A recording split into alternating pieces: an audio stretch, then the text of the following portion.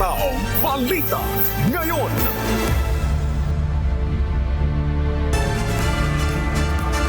Magandang umaga, Luzon, Visayas, Mindanao at sa buong mundo. Oras natin sa buong kapuluan, alas 5:01 na po ng umaga, Philippine Standard Time. Ako po si Annie Rantoy.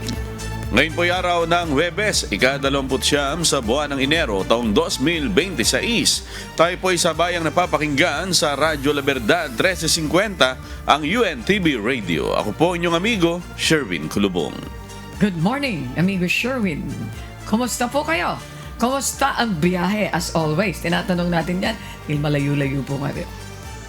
Yes, good morning Annie. At of course, maganda namang matanong yan para at least alam ng ating mga motorista kung ano yung sitwasyon nung ating pinanggalingan dyan sa South Luzon Expressway at maging dito sa kahabaan ng EDSA. So far, marami rin ulit tayong nakasabay na mga malalaking sasakyan gaya ng mga truck dahil yun talaga yung oras ng kanilang labasan, madaling araw. Kaya ingat-ingat lang dun sa mga medyo maliliit na sasakyan dahil minsan nakikita natin kahit yung mga malalaking sasakyan, nandun sila sa fast lane, medyo delikado yan sa mga maliliit na sasakyan. Again, that's a very good reminder para makaiwas po tayo sa anumang aksidente sa kalsada. Samantala, simulan na natin, amigo Sherwin, ang balitaan. Narito ang malalaki at makabuluhang balita ngayong araw.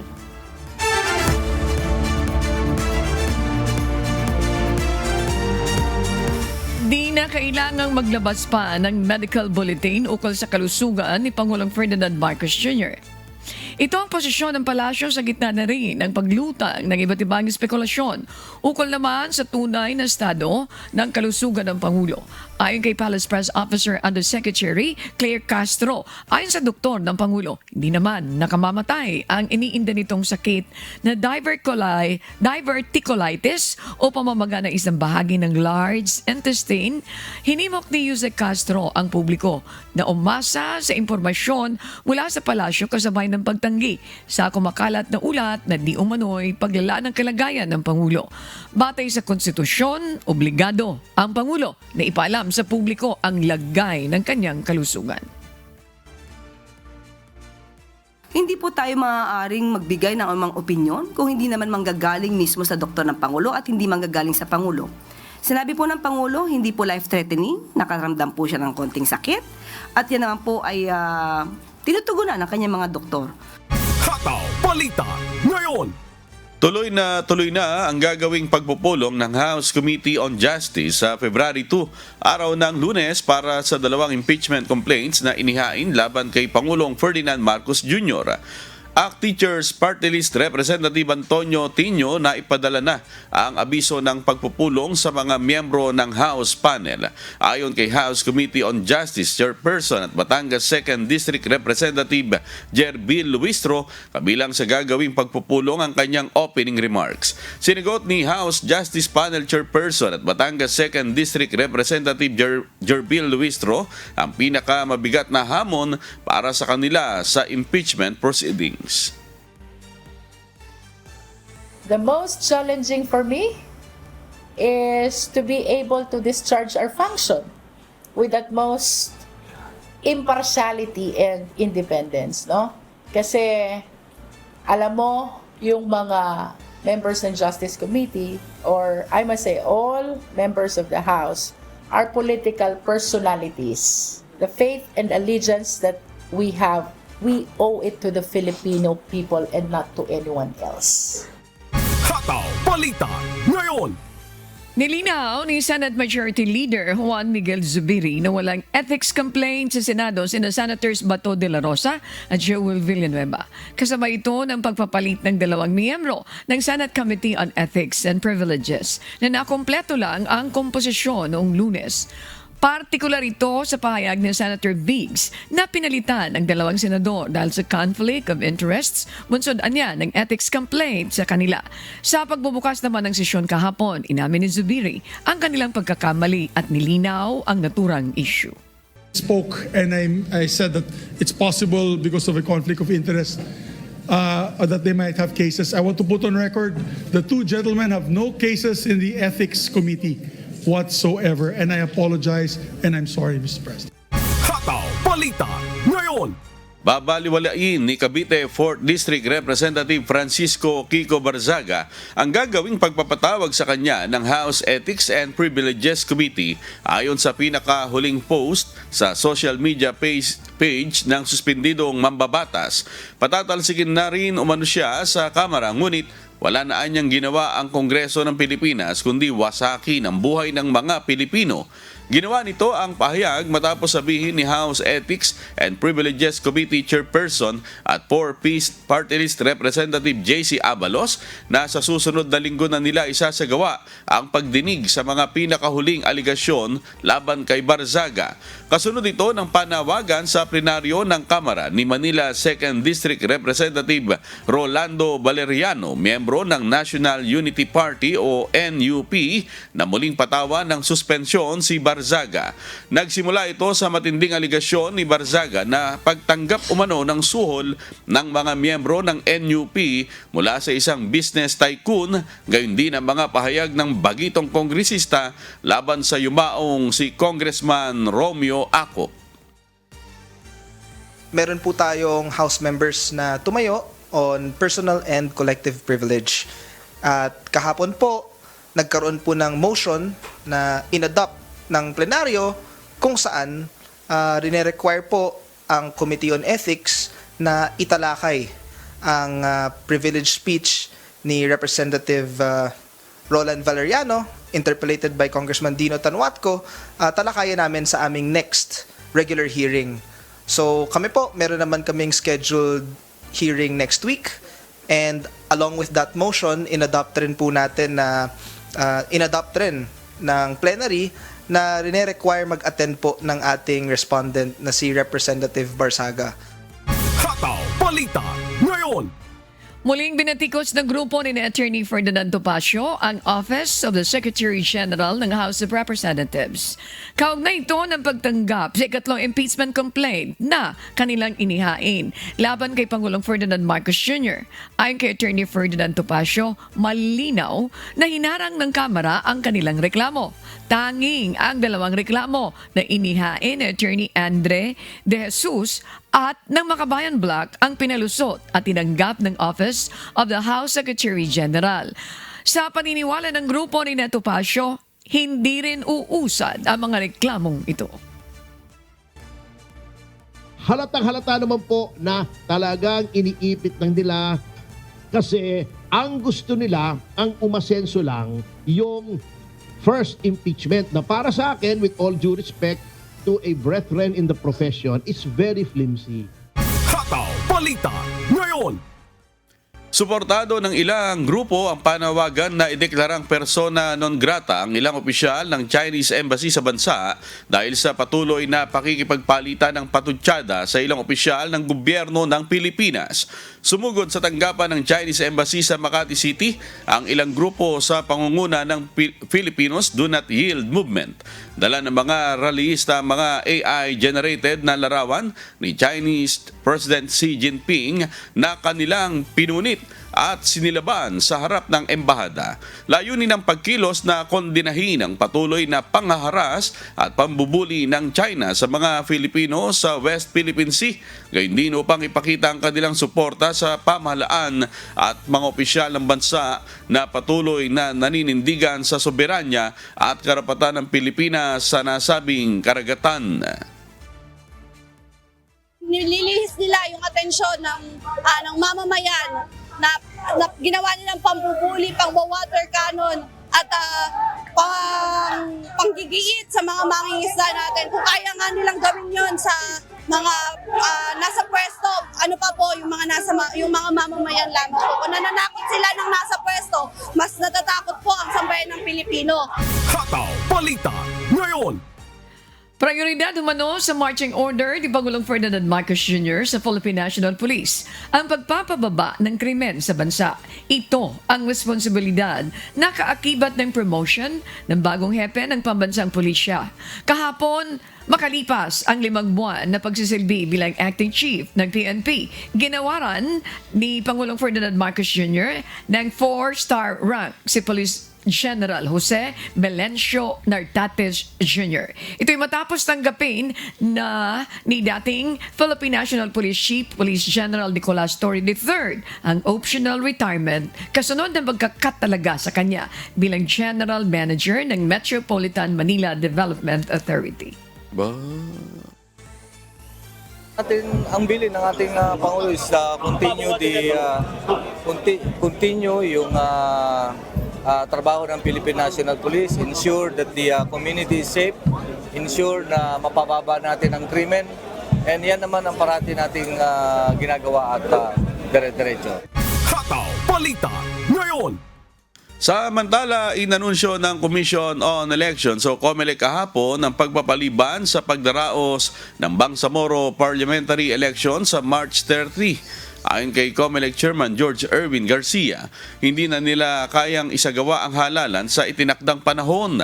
Kapos na anya sila sa panahon dahil wala pang epektibong batas na kanilang susundin para sa pagdaraos ng eleksyon. Bagamat napirmahan na anya ang bagong redistricting law sa BARM, hindi pa ito maipatutupad dahil hindi pa nakumpleto ang publication.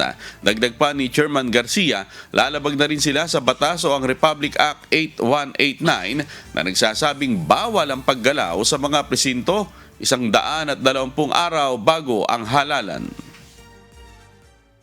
Na sadyang legally and operationally, hindi na po kayang maisagawa ang eleksyon sa March 30. Una, legally sapagkat hindi na po ito magko-comply o masusunod yung instruksyon ng ating katastasang hukuman na pwedeng magsagawa ang COMELEC ng tinatawag na Bangsamoro Parliamentary Election kung hindi ito nasa loob ng 120 araw bago ang eleksyon. Hataw Balita ngayon. Hinihimok ng Department of Education ng local chief executives na pabilisin ang pagpapatayo ng mga silid-aralan. Ito ay bilang bahagi ng mas malawak na pagtugon sa direktiba ni Pangulong Ferdinand Marcos Jr. na agarang paghati ng basic education facilities sa iba't ibang lugar sa bansa. Ayon kay Senator Bam Aquino, na ponduhan ng 66 billion pesos ang pagpapagawa ng 25,000 hanggang 30,000 na classrooms para sa taong ito. Kaya't inilatag niya ang iba't ibang paraan upang maisakatuparan ang mas mabilis na pagpapatayo ng mga silid-aralan sa bansa. Anyang bukod sa Department of Public Works and Highways na magtatayo ng nasabing estruktura, makikipagtulungan at ibababa nila ang pondo sa mga lokal na pamahalaan. I honestly think the only way we can fulfill 25,000 to 30,000 classrooms for this year is if all of us build at the same time. Kung sabay-sabay po tayong gagawa ng classroom, may tsansa po tayong mapunuan yung 25,000 to 30,000 classroom target. At ang committee po namin, we will monitor and we will make sure that these classrooms are made on time, on target, at the right price. Hataw Balita ngayon. Nagbabala ang Overseas Workers Welfare Administration o OWA sa mga Pilipinong nananatili ngayon sa bansang Bahrain dahil sa mga scammer na nambibiktima sa pamamagitan ng text messages at phone call. Batay sa mga sumbong na natanggap ng Embahada ng Pilipinas sa Manama, estilo ng mga scammer na gamitin ang emblem ng Philippine Embassy sa kanilang WhatsApp account upang magmukhang lehitimo. Kasunod dito ay ang pag-aalok ng assistance to national services kapalit ng pera. Paalala ng mga opisyal ng OWA at Embahada, hindi kailanman manghihingi ng pera ang kanilang tanggapan para sa assistance to national services. At hindi rin magpapadala ng financial aid gamit ang hindi nila official accounts. The Philippine Embassy in the Kingdom of Bahrain warns the public about a scam phone calls and messages from individuals falsely claiming to be from the embassy.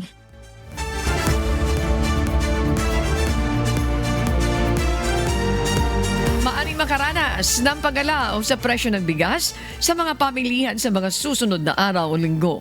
Ayon kay Department of Agriculture spokesperson, Assistant Secretary Arnel de Mesa, ito ay kung magtutuloy-tuloy ang pagbaba ng presyo ng bigas sa international market na sinabayan pa ng pagdating ng imported rice sa Pilipinas. Sa tala ng DA as of January 22 ay umabot na sa 248,000 metric tons na imported na bigas at ang dumating sa Pilipinas.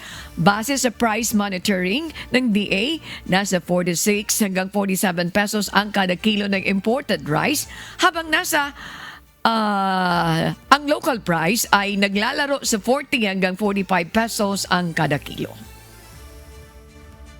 Kung titingnan natin yung presyo ngayon sa international market, as of December, ang Vietnam rice 5% is priced at 383.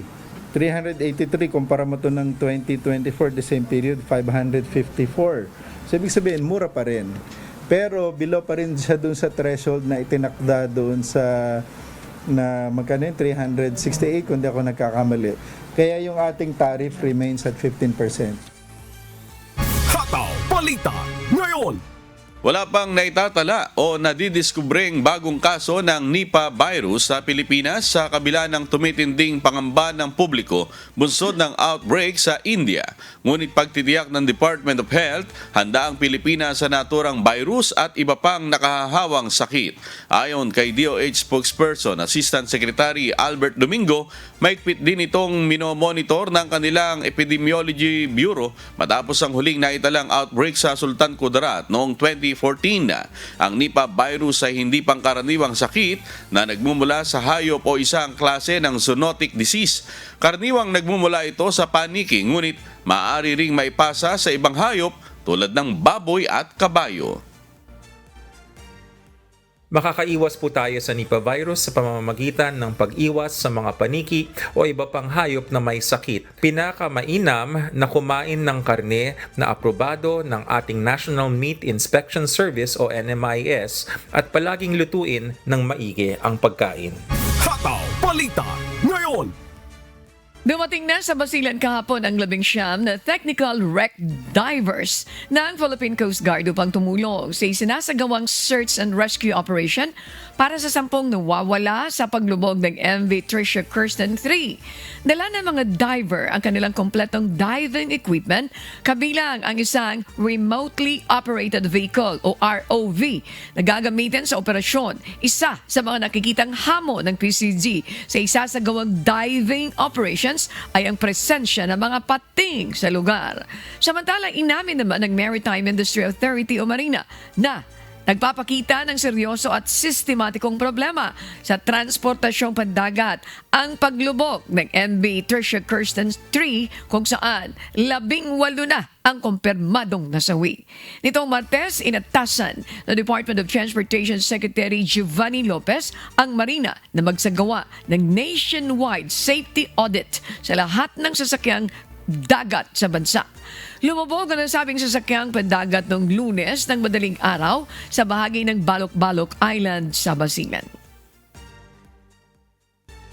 This is a clear signal that existing controls and routine oversights are no longer sufficient. In response, the Marina will strengthen and come up with a more proactive and risk-based approach to maritime safety regulation and enforcement. This means intervening earlier before accidents occur through intensified safety audits, more frequent and targeted inspections of high-risk vessels and operators, and stricter accountability for ship owners and managers. Our objective is straightforward: to prevent avoidable tragedies, protect lives at sea, and restore public confidence by ensuring that safety is never treated as optional in domestic shipping.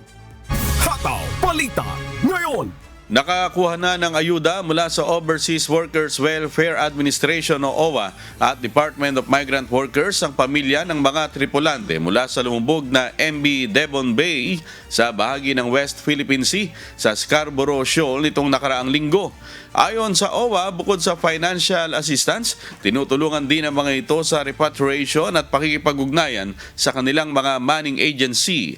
Minamadali na rin ang mga proseso upang matulungan ang mga ito na makauwi sa kanilang mga probinsya. 15 tripulante ang matagumpay na nasagip at nagtamo lamang ng minor injuries.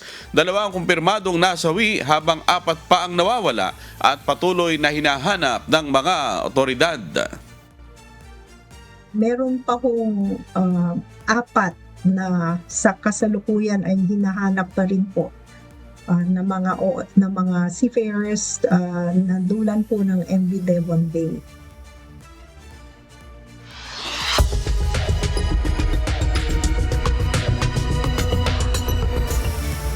Naninindigan si Canadian Prime Minister Mark Carney na gagawin ng Canada ang mga sinabi niya sa nakarang World Economic Forum sa Davos, Switzerland. Plano ng Canada na lumayo na sa pagkikipagnegosasyon sa Estados Unidos matapos na makapagsarado ng 100 bagong trade deal sa ibang bansa. Ito ang mahataw na balita ni Imelda Andrada. Pinasinungalingan ni Canadian Prime Minister Mark Carney ang pahayag ni Scott Bessent, ang kalihim ng pananalapi ng Estados Unidos, na binawi nito ang pahayag sa World Economic Forum matapos makausap sa telepono si US President Donald Trump noong Lunes, January 26. Ayon kay Carney, nilinaw niya kay Trump na gagawin ng Canada ang mga binitawang talumpati sa Davos, Switzerland. Aniya, sa pagkikipag-usap niya sa Pangulo na ipaliwanag niya ang usapan ng Canada sa China at ang iba pang plano ng bansa katulad ng 12 bagong trade deal sa 4 na kontinente sa loob ng 6 na buwan. Planong puntahan ni Carney ang India, Australia at ang iba pang mga bansa upang maitaguyod ang iba't ibang trade deals palayo sa Estados Unidos. Dagdag ni Carney, ang Canada ang unang nakaunawa sa pagbabagong ginawa ng Estados Unidos sa kanilang trade policy, kaya ito ang naging hakbang ng bansa bilang tugon. Imelda Andrada, humahataw sa balita ngayon.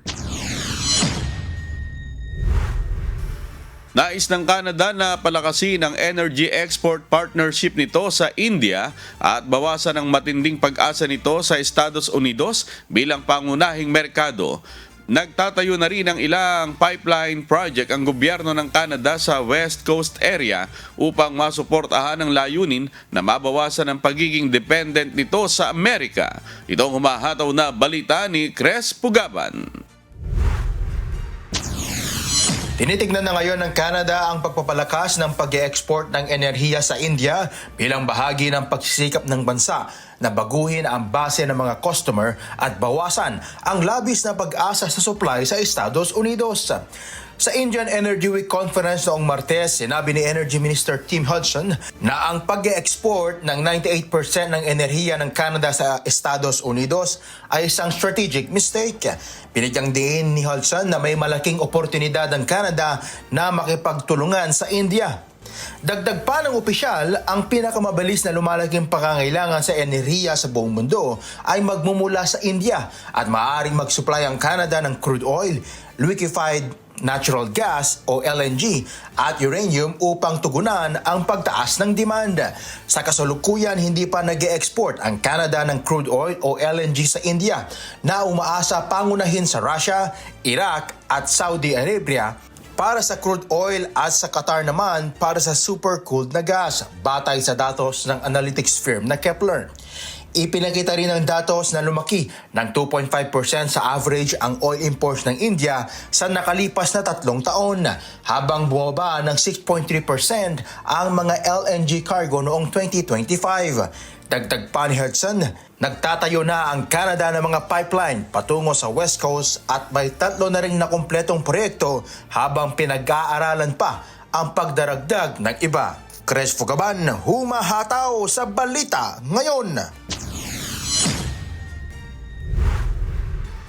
Nagkaroon naman ng magkakaibang pahayag ang ilang opisyal ng New Zealand kaugnay ng posibleng epekto sa immigration ng panukalang free trade agreement nito sa India.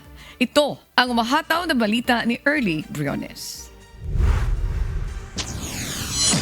Nagpahayag ng pangamba si New Zealand Foreign Affairs Minister at First Leader Winston Peters sa posibleng epekto ng immigration agreement ng bansa sa India. Sinabi naman ni New Zealand Prime Minister Christopher Luxon at Trade Minister Todd McLeay na hindi otomatikong nagbibigay ang kasunduan ng karapatang makapasok at makapagtrabaho sa New Zealand.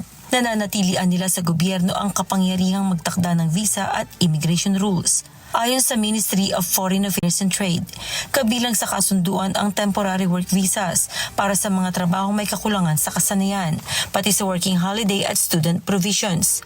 Samantala, inilalarawan ng pamahalaan ng India ang kasunduan bilang unprecedented, lalo na sa student mobility at post-study work opportunities. Early Briones, humahataw sa balita ngayon.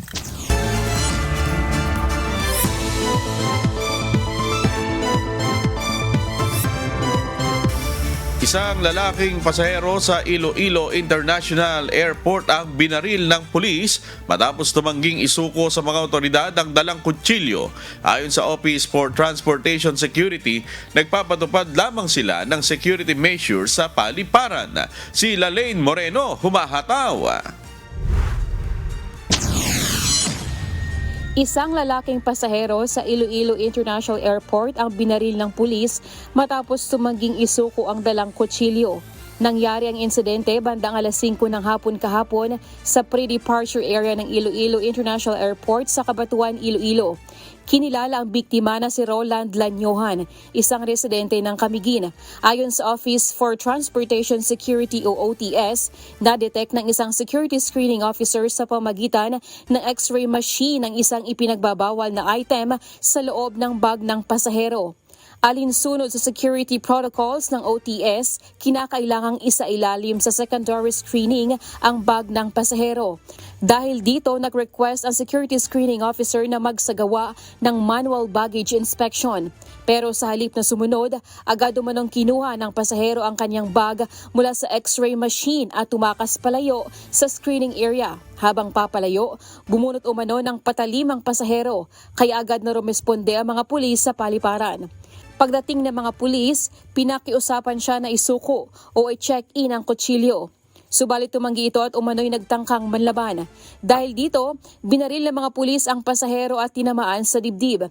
Sa kasalukuyan, nagpapagaling na sa ospital si Lanyohan. Iniimbestiga na ng OTS ang insidente. Nilinaw ng OTS na bahagi ng kanilang security measures ang maigpit na pagbabawal sa mga patalim at mapanganib na bagay sa loob ng paliparan dahil maaari itong magamit sa pag-hijack ng eroplano. Samantala, noong October 2025, tinanggal ng Civil Aviation Authority of the Philippines o CAAP Iloilo ang initial screening sa Iloilo International Airport upang mapabilis ang pagpasok ng mga pasahero. Kailangan na lamang magpakita ng balidong ID at ticket sa entrance ng paliparan. Ang mga pasaherong walang check-in baggage ay maaari ng diretsyo na sa ikatlong palapag upang dumaan sa x-ray bag scanner bago makapasok sa pre-departure area. Lalaine Moreno, humahataw sa balita ngayon. Patuloy ngayon ang pamamahagi ng tulong ng barangay at lokal na pamahalaan ng Tuwayan, Dato Hofer sa Maguindanao del Sur para sa mga pamilyang lumikas matapos sumiklab ang bakbakan sa pagitan ng 90th Infantry Battalion ng Philippine Army at grupong Dawla Islamia bandang alas 10 ng umaga kahapon. Pansamantalang inilikas ang 83 internally displaced persons o IDPs at dinala sa isang housing project sa barangay Tuwayan upang mailayo sa patuloy na sagupaan. Ayon sa mga opisyal ng barangay, nagsagawa ng clearing operation ang militar matapos matukoy ang presensya ng mga armadong individual sa lugar. Bagamat sinasabing humupa na ang tensyon sa lugar, hindi pa rin pinapayagan ang mga lumikas na residente na makabalik sa kanilang mga tahanan habang patuloy ang pagbabantay at operasyon ng militar. Hataw Balita ngayon. Nananawagan ng agarang tulong sa pamahalaan ng mga residenteng apektado ng gumuhong flood control project sa Araya at Pampanga. Hiling ng mga apektadong pamilya mailipat sila sa ligtas na relokasyon bago pa tuluyang gumuho ang lupa sa kanilang lugar. Ayon sa kanila, ayaw na nilang hintayin pang may mangyaring trahedya sa kanilang pamilya at komunidad habang patuloy na nasisira ang nasabing proyekto. Si Nestor Torres, sumahataw. 2 beses nang gumuho ang lupa sa ginagawang flood control project ng Department of Public Works and Highway o DPWH sa barangay Candating, Arayat, Pampanga. Ayon sa mga opisyal ng barangay, unang gumuho ang slope protection sa lugar noong August 17, 2024. Kamakailan, muli itong bumigay na nagdulot ng mas malawak na pinsala sa mga kalapit na kabahayan. Itong po ngayon yung sira, Ginawa po yun, hanggang ngayon ginagawang kasalukuyan nung bumigay. Aros papunta na po sa Papinis eh. Tapos na po sana, kaya lang bumigay po nung January 22 yung kasalukuyan na taon. Yun nga po, maraming bahay na sumama at ang mga affected na barangay na nagkabitak-bitak yung mga pader nila. Isa sa mga naapektuhan ang residenteng si Grace Pangilinan na nagsabing pangalawang beses na itong nangyari sa kanilang lugar. Nung una po, naalis po sa akin yung 2 kwarto. Ngayon kasama na po yung CR at saka yung kusina. Buong bahay na po ngayon. Dahil sa patuloy na pagguho, ipinagbabawal na ang pananatili sa mga bahay nang nasa loob ng 20 metrong layo mula sa nasirang dike at gumuhong lupa. Nanawagan ang mga apektadong residente sa pamahalaan lalo na kay Pangulong Ferdinand Marcos Jr. na mabigyan sana sila ng permanenteng relokasyon kapalit ng mga bahay na kanilang iiwan para sa kanilang kaligtasan. Hindi na po kami titira sa bayan po yan. Baka po kung mabigyan po kami ng tulong nung pinakamataas po dito sa namin, mas mainam po yung aalis po kami dito sa likod. Baka yung hindi pa po siguro yung mangyayari. Mas malala po yung mangyayari. Ayon naman kay Barangay Captain Marty Pineda, agad nilang ipinabatid sa kinaukulan ang reklamo ng mga residente upang maresolba ang problema sa nasirang slope protection o dike. Sa panawagan namin po, lalong-lalo na kami dito sa barangay, nanawagan nga ako kay Presidente kahapon at sa ating sekretary ng Sheikh Ison na sana mabigyan ng agaran solusyon tong dahil malapit na ilang buwan na lang, tagulan na. Kawawa po itong mga sinasakupan na. Kahapon, nagtungo rin sa lugar ang DSWD Arayat at ang Provincial Social Welfare Development Office ng Pampanga upang mamahagi ng family food packs sa mga apektadong pamilya. Batay sa tala ng DSWD Arayat, 7 bahay ang totally damaged habang 8 naman ang partially damaged dahil sa insidente. Patuloy namang minomonitor ng mga lokal na opisyal ang sitwasyon upang maiwasan ang posibleng mas malalang disgrasya sa lugar. Nestor Torres, humahataw sa balita ngayon. Hinihiling ng mga internally displaced persons o IDPS sa Malilipot Albay kay Pangulong Ferdinand Marcos Jr. na ibigay ng libre at walang anumang babayaran ang relocation site na paglilipatan sa kanila ng pamahalaan. Dagdag pa dito, tulungan nila sila ng hanap buhay kung matutuloy ang pagpapalikas. Si Ryan Salatandol, humahataw. Naghahanda na ngayon ang lokal na pamahalaan ng Malilipot Albay sa paglilipat sa mga evacuee na nasa loob ng 6-kilometer permanent danger zone sa permanenteng relocation site.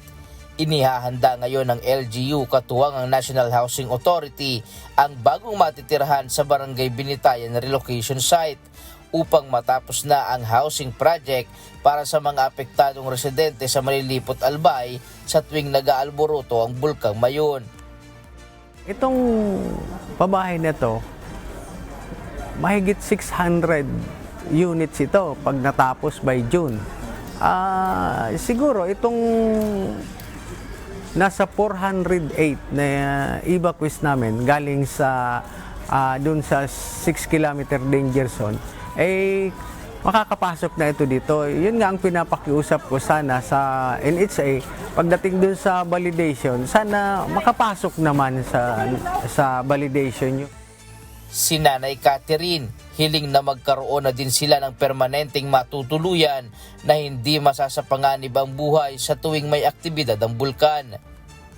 Yung hiling namin, sana magkaroon kami ng maayos na relocation site. Lalong-lalo na yung mga nasa 6 kilometers danger zone po, sir. Kasi yun po talagang yung, parang major priority po, sir. Sana po, sir, mabigyan kami ng relocation site na kung saan mabigyan din kami ng kabuhayan. Si Nanay Francesca naman, hinihiling na sana ay maging libre lamang ang mga pabahay na ibibigay sa kanila ng pamahalaan. May ibinigay na na bahay si President Marcos. Yung relocation na binibigay sa amin doon sa Binitayan. Di ba ang bigay walang bayad? Bakit pa babayarin kami ng lupa? Libre na, hindi na kailangan magbayad ng lupa. Pinoproblema kasi ng ilang mga residente pagkatapos ng 5 taon ay mag-uumpisa na silang maghulog para sa lupa na kinatitirikan ng pabahay na ibinigay ng pamahalaan. Ang alkalde naman ng Malilipot hiling sa Pangulo at sa National Housing Authority na ibigay na lamang sa mga residente ng 6-kilometer danger zone ang bahay at lupa. Sana magkaroon ng lockdown na maibigay ito sa mga nasa 6-kilometer danger zone. Kasi nakikita ko, ito ang magiging solusyon namin na siguro maging zero na kami sa 6-kilometer na mga nakatira. And sa susunod na, kasi lagi naman ang eruption ng Mayon halos after 4 years, nandyan yan, medyo ma-listen na yung namin, problema pagdating sa evacuees. Sa taya ng LGU Malilipot sa isang buwan ay makakalipat na ang 28 families na magiging pinakaunang benepisyaryo ng pabahay ng pamahalaan. Ryan Salatandol, humahataw sa balita ngayon. Maraming residente ang pansamantalang lumikas mula sa kanilang mga tahanan sa bayan ng Kalamansig, Sultan Kudarat dahil sa sunod-sunod na lindol na yumanig sa bayan. Partikular ang mga nakatira malapit sa baybayin bilang pag-iingat sa posibleng panganib. Sa larawang ibinahagi ng ilang mga netizen, makikita ang ilan sa mga residenteng nananatili sa mga kalsada at damuhan dahil sa lindol. Karamihan sa mga ito ayaw munang umuwi sa kanilang mga tahanan dahil sa takot na rin kung sakaling magkakaroon ng sunod-sunod na malalakas na paglindol sa kanilang lugar. Patuloy ang monitoring ng mga lokal na otoridad sa sitwasyon habang inaalam ang lawak ng epekto ng mga pagyanig. Nananawagan ng mga residente sa mga kinaukulang ahensya ng pamahalaan na magbigay ng agarang tulong at assistance sa mga apektadong pamilya. Hataw Balita ngayon. Nakatakdang bumili ng mga bus ang Island Garden City of Samal para suportahan ang tourism at sports development ng lungsod. Ang kay Mayor Limuel Reyes, gagamitin ang mga bus hindi lang para sa transportasyon, kundi bilang mobile promotion ng mga local resort sa pamamagitan ng mga sticker. Gagamitin din ang mga bus ng mga atleta at mag-aaral sa mga paligsahan na makatutulong para makatipid sa rental at hirama ng sasakyan. May kakayahan magsakay ng mahigit 50 pasahero ang bawat bus. Bukod sa mga bus, bibili rin ang LGU ng heavy equipment na ilalagay sa 3 distrito para magamit ng mga barangay sa mga proyekto. Hinikayat din ng alkalde ang mga barangay na maglaan ng pondo para sa mga road projects.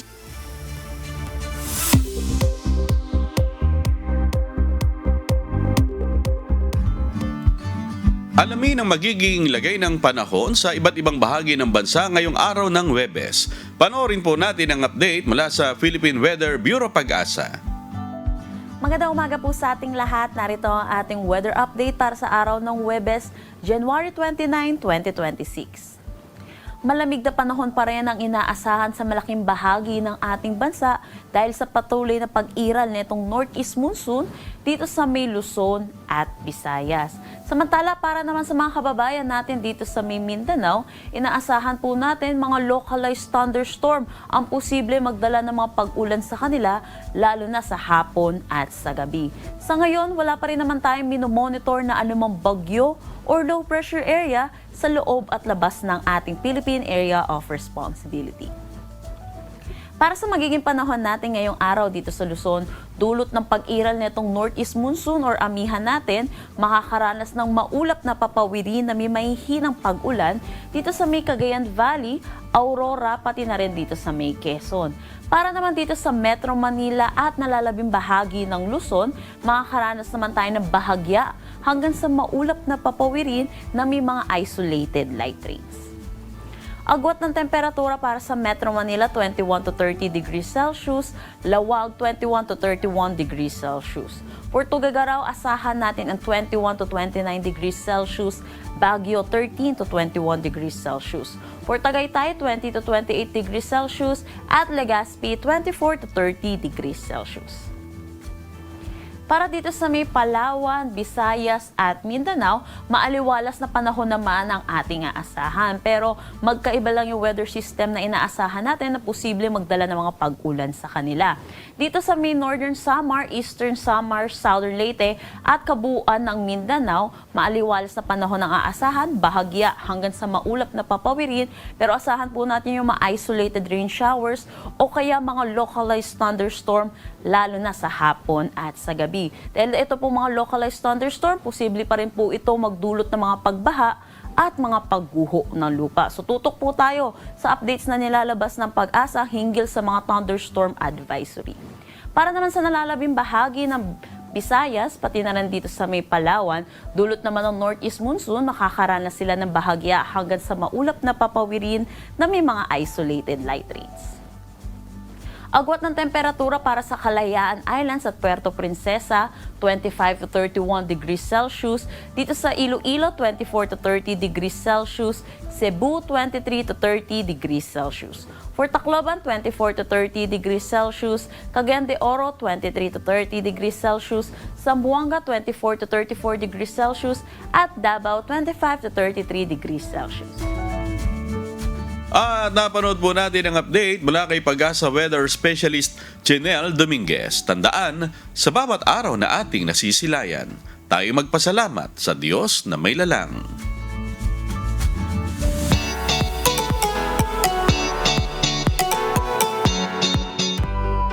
Sa gitna ng baha at tambak na basura sa mga kalsada, may isang content creator na hindi naghintay ng tulong, kundi kusang kumilos para maglinis at magbigay inspirasyon. At sa likod ng kanyang simpleng adhikain, nandyan ang aral ng MCGI at halimbawa ng public service ni Kuya Daniel Rason. Si Alan Manansala humahataw.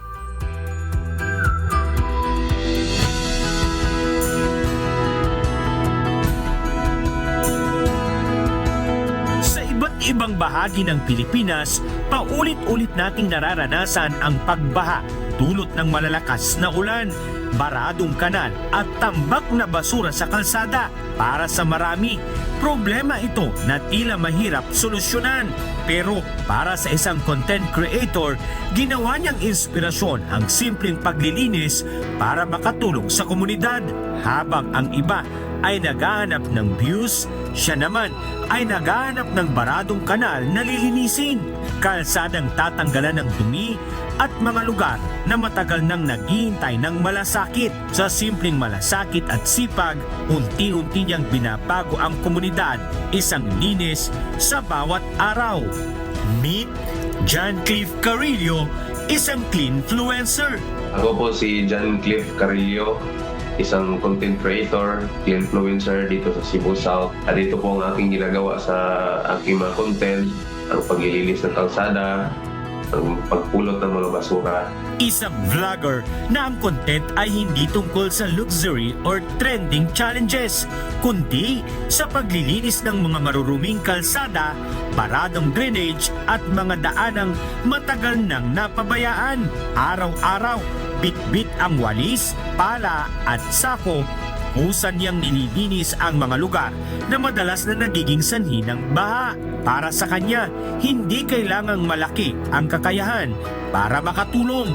Nag-iisip po kasi ako ng content na pabuluhan, gano'n, may aral, tapos yung content na nakakatulong, hindi lang yung content na may pakinabang. Ayon kay John Cliff, ang tunay niyang inspirasyon ay ang kanyang pamilya na tinuturuan siyang magmalasakit sa kapaligiran. Malaki rin ang impluwensya sa kanya ng public service na ginagawa ni Kuya Daniel Razon na nagturo sa kanya na ang pagtulong ay hindi kailangang ipakita para purihin, kundi gawin mula sa puso. Malaking parte po yun ang ating ginagawa kasi yung naghahanap ako, nag-search ako kung ano yung magandang content, ibinabatay kasi yun sa yung natutunan natin na kung dapat yung ipakita natin yung mabuting gawa, gano'n. Hindi yung content na walang kabuluhan, walang walang matutunan yung mga tao. Sa simpleng paglilinis ng kalsada at kanal, unti-unti niyang nababago hindi lang ang itsura ng mga komunidad, kundi pati ang mindset ng mga tao na bawat isa sa atin ay may kakayahang maging bahagi ng solusyon. Isang patunay na minsan, ang pagbabago ay nagsisimula sa walis, sa sipag at sa pusong handang tumulong. Sa gitna ng problema ng baha at basura, may mga taong pinipiling maging liwanag, isang linis sa bawat araw. You are truly amazing, John! Nasa panahong ang social media ay puno ng engranding content at viral trends, may isang vlogger na piniling gawing makabuluhan ang kanyang platform.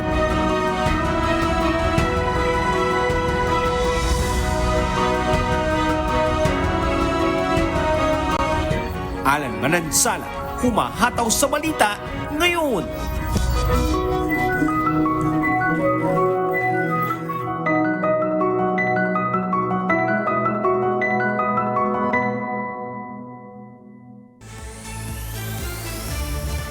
Sana tularan. Maraming salamat, Brad Carillo. Magandang umaga po. Mga kasambahay, kung may mga storya po kayong nais balikan sa Hataw Balita, pwede niyo po itong muling mapanood sa aming mga official social media account. Magtungo lamang po sa UNTV News and Rescue YouTube channel at i-click ang subscribe button. Gayon din po sa aming Facebook at TikTok accounts. Mapapanood nyo rin rito ang iba pang news programs ng UNTV, pati na po ng iba pang mga video na nag-iisang public service channel. Kaya tara na! Subscribe, like, and share. At sa aming ibabahaging mga salita ng Diyos na ating sandigan, mula sa Amos Kapitulo 5, talatang 14. Magsihanap kayo ng kabutihan at huwag kasamaan upang kayo'y mga buhay. At sa gayoy ang Panginoon, ang Diyos ng mga hukbo, ay sa inyo, gaya ng inyong sinasabi. Ating ulang ang aking unika iha sa Elisea at ang aking may bahay si Glenda, and of course ang aming tita, si Tita Nene La Pastora. At yan po ang mga umahataw na balita ngayong maga ng Huwebes, ika-29 sa buwan ng Enero 2026. Ako po inyong amigo, Sherwin Kulubong. Batiin ko din si Brad Tykes Villagomez ng LBCC. Brad Tykes, good morning sa iyo. Of course, sabi ni Adit, tama na po, wala nang bate, Christian and Jerickson. Of course, Diyosa, wala nang bate. At syempre, si Carl, Aljan, and of course, kasama si Races. Ang ating technical director, wala iba kundi si Rap Pelayo. Makasama naman natin sa... wala na daw, tama na, bukas naman po. Well, thank you. Mga IT people, maraming salamat sa inyo. Thank you kay Adet, maraming salamat Adet. Jen and Belinda, kasama si Justine, Rodrigo, at sa inyo pong lahat. Doon hindi na bati, bukas na. Sa ngalan ng lahat ng bumubuo ng UNTV News and Rescue, UNTV Radio La Verdad 1350, at ng ating mga correspondent mula sa Pilipinas at sa iba't ibang panig ng mundo. Again, Carl, thank you. Ako po si Annie Rentoy. At dito sa UNTV at UNTV Radio La Verdad 1350, Diyos ang aming sandigan, serbisyo publiko ang aming pinahahalagahan. Susunod na po ang Good Morning Kuya. Salamat po sa Diyos at magandang umaga.